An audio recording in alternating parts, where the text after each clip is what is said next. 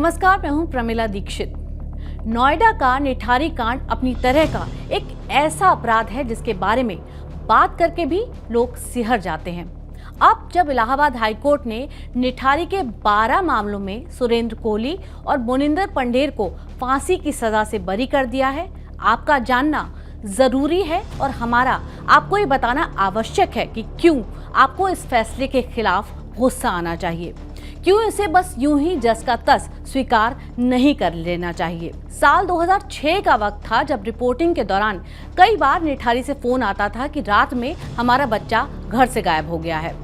Night shift के दौरान दफ्तर में कई बार फोन बजता और दूसरी तरफ से कभी कोई महिला, कभी कोई आदमी रो रो कर अपना कष्ट बताता।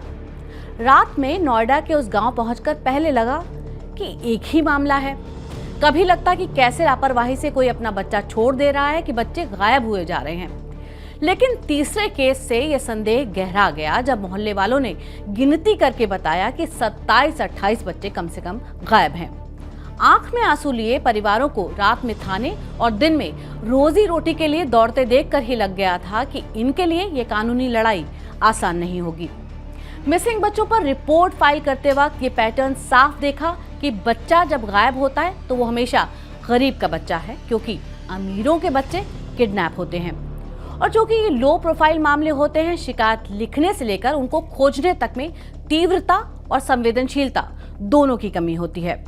थाने के घेराव और धरने की बातें जब होने लगी तो पुलिस सक्रिय हुई। रिपोर्टर्स अपनी जांच पड़ताल में लगे थे कि एक दिन अचानक सुबह सुबह जो खबर आई उसने दिमाग सुन्न करके रख दिया। पता ये चला कि बच्चों का रेप, उसके बाद हत्या और उसके बाद भी नरभक्षी उसका मांस भी खाता था।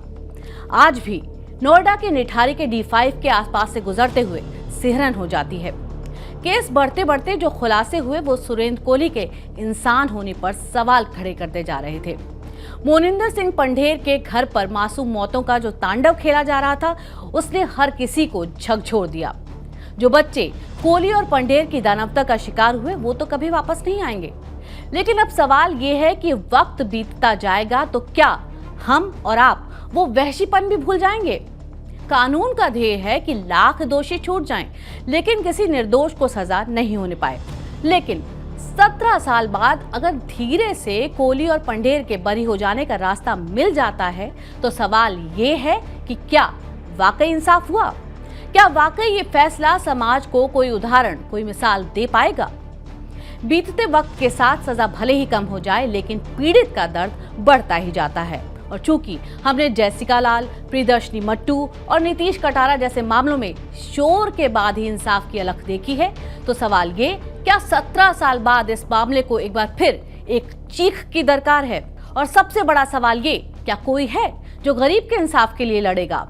कानून सबूत पर चलता है, सेंटिमेंट्स पर नहीं। साक्ष्य पर चलता है, संवेदना पर नहीं।